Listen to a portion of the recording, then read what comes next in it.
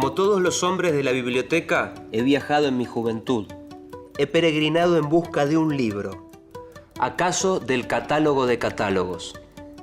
Ahora que mis ojos casi no pueden descifrar lo que escribo, me preparo a morir a unas pocas leguas del hexágono en que nací.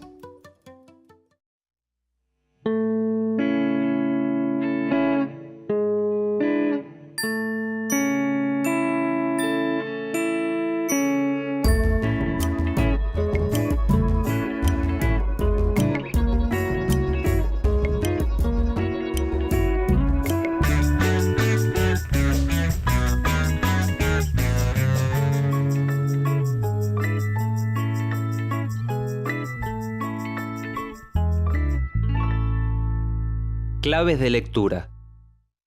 Las obras de algunos escritores y escritoras de la literatura argentina para leer y analizar. Jorge Luis Borges. Nació en Buenos Aires en 1899 y murió en Ginebra, Suiza, en 1986. Desde muy chico leyó, escribió y tradujo obras de varios idiomas. Publicó en varias revistas y diarios de su época, como El Hogar, La Nación o la mítica revista Martín Fierro. Fue un gran lector, generó polémicas, discutió sobre política y sobre literatura. Quedó ciego y continuó escribiendo. Su obra es considerada fundamental en la historia de la literatura del mundo y es uno de los más grandes escritores del siglo XX. Escribió cuentos, ensayos y poesía. Hoy vamos a leer y analizar sus cuentos. Dalman se inclinó a recoger la daga y sintió dos cosas. La primera, que ese acto casi instintivo lo comprometía a pelear. La segunda, que el arma en su mano torpe no serviría para defenderlo, sino para justificar que lo mataran. El sur. Jorge Luis Borges. A veces sus historias hacen referencia a un recuerdo, a algo que escuchó o que leyó. Esos recuerdos muchas veces se pueden relacionar con sus dos vertientes familiares. El linaje de su padre era de eruditos. Poseían bibliotecas y conocían diferentes culturas e idiomas. El linaje de su madre era guerrero. Sus antepasados habían participado de las guerras civiles argentinas del siglo XIX. El duelo es un tema muy presente en muchos de sus cuentos. En algunos, los personajes que se enfrentan son gauchos o compadritos. En otras historias de Borges, los duelos resultan un poco más extraños, como en el cuento Aben Hakam el Bojarí, muerto en su laberinto, donde se relata la persecución de un hombre a otro, y en el que finalmente quien perseguía resulta ser el perseguido. En el cuento Tema del traidor y del héroe, también encontramos esa relación en la que el héroe en realidad es el traidor, sin dejar de ser el héroe. Recordó que uno de los heresiarcas de Ugbar había declarado que los espejos y la cópula son abominables porque multiplican el número de los hombres. Tlön, Ugbar, Orbis Tertius. Jorge Luis Borges. En sus cuentos nos encontramos no solo con personajes o hechos de la historia argentina, sino también con referencias directas a la historia universal. Casi siempre menciona escritores o filósofos y cita sus obras. En otras ocasiones hace alusión a obras literarias sin mencionarlas directamente, pero a veces las citas no son comprobables. En algunos cuentos, lo que parece una biografía es en verdad una ficción, es decir, una construcción, un invento, que toma la forma de una biografía de un personaje que nunca existió. Por ejemplo, en el libro Historia Universal de la Infamia, presenta la biografía de una pirata china, la viuda Qing. Trata en muchos de sus cuentos los límites entre realidad y ficción. Podemos pensar que cada cuento de Borges parece una pequeña enciclopedia, pero nunca estamos seguros de que su información sea verídica.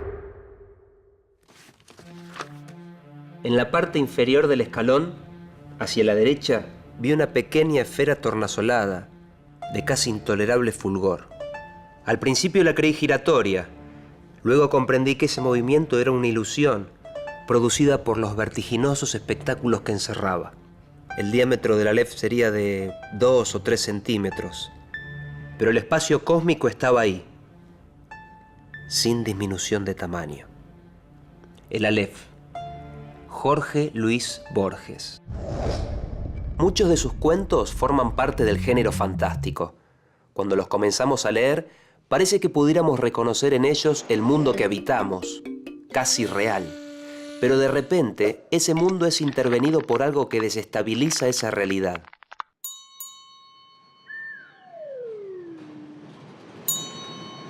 En el cuento El Aleph, el personaje principal se llama Borges.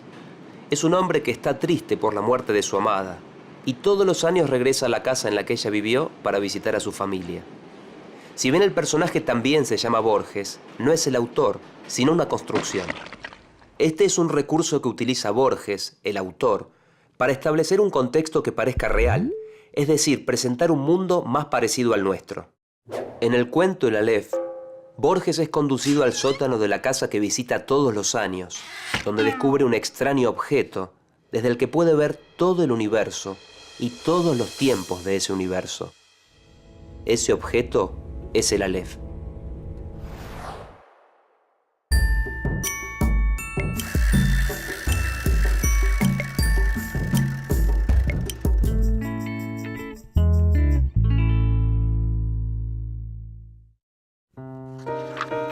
Vi el populoso mar, vi el alba y la tarde, vi las muchedumbres de América, vi una plateada telaraña en el centro de una negra pirámide. Vi un laberinto roto, era Londres.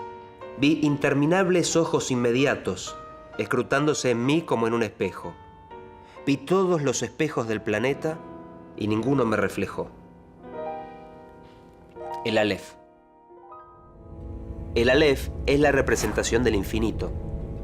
Es la primera letra del alfabeto hebreo y para la Cábala, tradición mística que Borges conocía muy bien, es la letra que contiene todas las letras, es decir, todo el lenguaje humano. Pero hay un inconveniente para contar lo que Borges, como personaje, ha visto en el Aleph. El problema está en el lenguaje mismo, que cuenta en sucesivo, una cosa después de la otra, lo que ocurre en simultáneo. En el Aleph, Borges, el personaje, ve todo al mismo tiempo. ¿Cómo relatar lo que aparece en simultáneo si solo se puede contar una cosa después de la otra?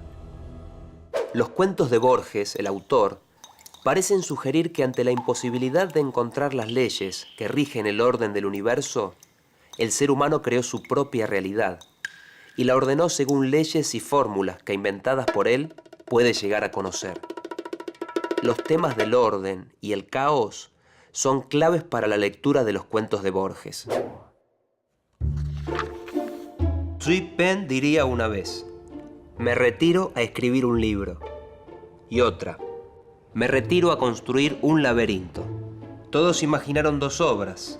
Nadie pensó que el libro y laberinto eran un solo objeto. El jardín de los senderos que se bifurcan. Jorge Luis Borges. En muchos de sus cuentos, el problema del orden y del caos tiene una forma particular: el laberinto. El laberinto tiene un camino de entrada y de salida, pero quien está dentro lo desconoce. Si no tiene un mapa, el laberinto es puro caos. En el cuento La biblioteca de Babel, el laberinto tiene forma de biblioteca.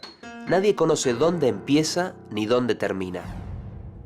En el cuento La casa de Asterión, es el minotauro de la leyenda griega quien está en el laberinto. Para él eso es el mundo entero. Muchas veces, Borges hace referencia al círculo como la forma más perfecta del laberinto, porque quien lo transite pasará una y otra vez por el mismo lugar sin notarlo. En otras ocasiones, Borges trata el tiempo y el destino como si fueran un laberinto. Ningún hombre ni mujer tiene la clave de cómo recorrerlos.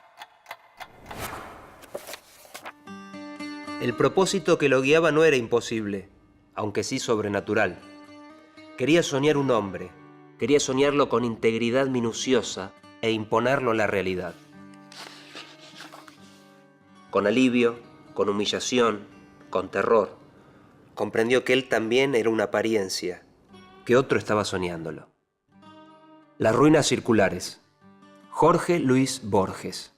Otro tema que se repite en muchos de sus cuentos es el del original y la copia, los simulacros. En el cuento Las ruinas circulares, un hombre es soñado por otro hombre, que a la vez es soñado por un dios, que quizás sea soñado por otro dios. Cada uno de ellos existe en un nivel de realidad diferente. Estos simulacros parecen muñecas rusas. Podríamos imaginar su prolongación infinita.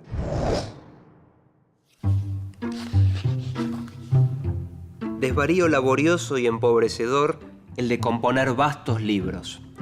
El desplayar en 500 páginas una idea cuya perfecta exposición oral cabe en pocos minutos. Jorge Luis Borges. Cuando leemos sus cuentos, podemos encontrar mundos que parecen reales, pero de repente ese mundo es intervenido por algo que desestabiliza esa realidad. Los duelos, los gauchos y compadritos conviven junto a personajes de la historia, la filosofía y la literatura universal. Mediante figuras como los espejos, las muñecas rusas y los laberintos, Borges trata en muchos de sus cuentos el problema del orden y el caos, así también como los límites entre la ficción y la realidad. En más de un cuento, algún personaje sugiere que un ser humano podría ser todos los seres humanos, que todo y uno se relacionan. La clave está en la lectura. Borges quiere que los lectores seamos Borges y él nosotros. Borges también es un lector.